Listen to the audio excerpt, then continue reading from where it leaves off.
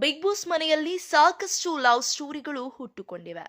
ಕೆಲವು ಯಶಸ್ಸು ಕಂಡರೆ ಇನ್ನು ಕೆಲವು ಬಿಗ್ ಬಾಸ್ ಮನೆಯಲ್ಲಿ ಫೇಮ್ ಪಡೆಯಲು ಮಾತ್ರ ಸೀಮಿತವಾಗಿರುತ್ತದೆ.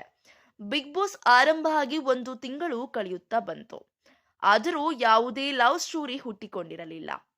ಈಗ ಈ ರೀತಿಯ ಒಂದು ಕತೆ ಆರಂಭ ಕಾಣುವ ಸೂಚನೆ ಸಿಕ್ಕಿದೆ. ಹೌದು, ಬಿಗ್ ಬಾಸ್ ಮನೆಗೆ ಸೂರಜ್ ಸಿಂಗ್ ಎಂಟ್ರಿ ಕೊಟ್ಟಿದ್ದಾರೆ. ಅವರು ಕೆನಡಾದಲ್ಲಿ ಇದ್ದು ಈಗ ಭಾರತಕ್ಕೆ ಮರಳಿದ್ದಾರೆ. ಅವರು ತಮ್ಮ ಹ್ಯಾಂಡ್ಸಮ್ ಲುಕ್ಕಿನಿಂದ ಗಮನ ಸೆಳೆಯುವ ರೀತಿಯಲ್ಲಿ ಇದ್ದಾರೆ.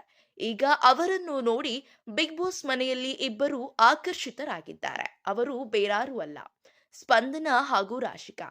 ಈ ವಿಚಾರ ಚರ್ಚೆ ಹುಟ್ಟು ಹಾಕಿದೆ. ಬಿಗ್ ಬಾಸ್ಗೆ ಬಂದ ದಿನವೇ ಸೂರಜ್ ಅವರು ಗುಲಾಬಿ ಹೂವನ್ನು ರಾಶಿಕಾಗೆ ನೀಡಿದ್ದರು. ಅವರು ಕ್ಯೂಟ್ ಆಗಿ ಕಾಣಿಸ್ತಾರೆ ಎಂದು ಹೇಳಿದ್ದರು. ಅಂದಿನಿಂದಲೂ ರಾಶಿಕಾ ಸೂರಜ್ ಅವರನ್ನು ಕಂಡಾಕ್ಷಣ ನಾಚುತ್ತಾ ಇದ್ದಾರೆ. ಅಶ್ವಿನಿ ಗೌಡ ಹಾಗೂ ಜಾನ್ವಿ ಬಳಿ ಈ ವಿಚಾರವನ್ನು ರಾಶಿಕಾ ಅವರು ಮಾತನಾಡಿದ್ದಾರೆ. ನಾನು ಬಿಗ್ ಬಾಸ್ ಮನೆಗೆ ಬರೋದಕ್ಕೂ ಮೊದಲು ಇನ್ಸ್ಟಾಗ್ರಾಂನಲ್ಲಿ ರೀಲ್ಸ್ ಬಂದಿತ್ತು.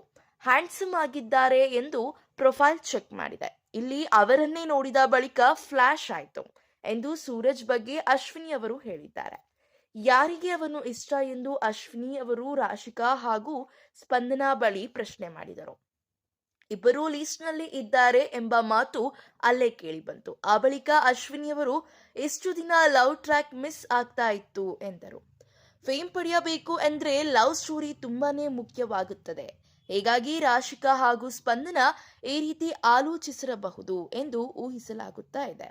ಇದೇ ರೀತಿಯ ಕನ್ನಡ ಬಿಗ್ ಬಾಸ್ ಸೀಸನ್ 12ರ ಪ್ರತಿಯೊಂದು ಲೇಟೆಸ್ಟ್ ಅಪ್ಡೇಟ್ಸ್ಗಳಿಗಾಗಿ ಈ ಕೂಡಲೇ ನಮ್ಮ ಚಾನೆಲ್ ಅನ್ನು ಸಬ್ಸ್ಕ್ರೈಬ್ ಮಾಡಿ, ಹಾಗೆ ಪಕ್ಕದಲ್ಲಿ ಕಾಣುವಂತಹ ಬೆಲ್ ಐಕಾನ್ನ ಕ್ಲಿಕ್ ಮಾಡಿ.